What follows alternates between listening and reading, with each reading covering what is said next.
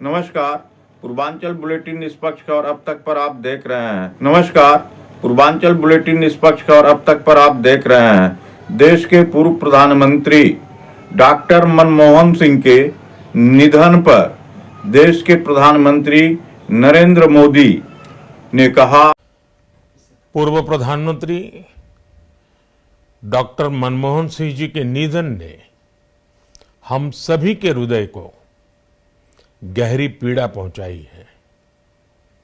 उनका जाना एक राष्ट्र के रूप में भी हमारे लिए बहुत बड़ी क्षति है। विभाजन के उस दौर में बहुत कुछ खोकर भारत आना और यहां जीवन के हर क्षेत्र में उपलब्धियां हासिल करना ये सामान्य बात नहीं है। अभावों और संघर्षों से ऊपर उठकर कैसे ऊंचाइयों को हासिल किया जा सकता है, उनका जीवन ये सीख भावी पीढ़ी को देता रहेगा।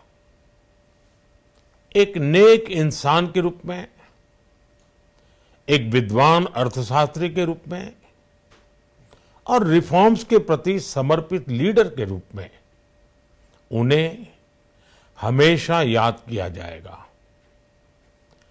एक अर्थशास्त्री के रूप में उन्होंने अलग अलग स्तर पर भारत सरकार में अनेक सेवाएं दी। एक चुनौतीपूर्ण समय में उन्होंने रिजर्व बैंक के गवर्नर की भूमिका निभाई। पूर्व प्रधानमंत्री भारत रत्न श्री पीवी नरसिम्हा राव जी की सरकार के वित्त मंत्री रहते हुए उन्होंने वित्तीय संकट से घिरे देश को एक नई अर्थव्यवस्था के मार्ग पर प्रशस्त किया। प्रधानमंत्री के रूप में देश के विकास में और प्रगति में उनके योगदान को हमेशा याद किया जाएगा। जनता के प्रति, देश के विकास के प्रति उनका जो कमिटमेंट था उसे हमेशा बहुत सम्मान से देखा जाएगा। डॉक्टर मनमोहन सिंह जी का जीवन उनकी ईमानदारी और सादगी का प्रतिबिंब था। वो विलक्षण सांसद थे।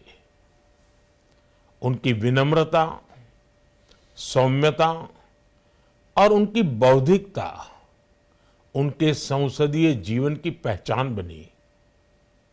मुझे याद है कि इस साल की शुरुआत में जब राज्यसभा में उनका कार्यकाल समाप्त हुआ, तब मैंने कहा था कि सांसद के रूप में डॉक्टर साहब की निष्ठा सभी के लिए प्रेरणा जैसी है।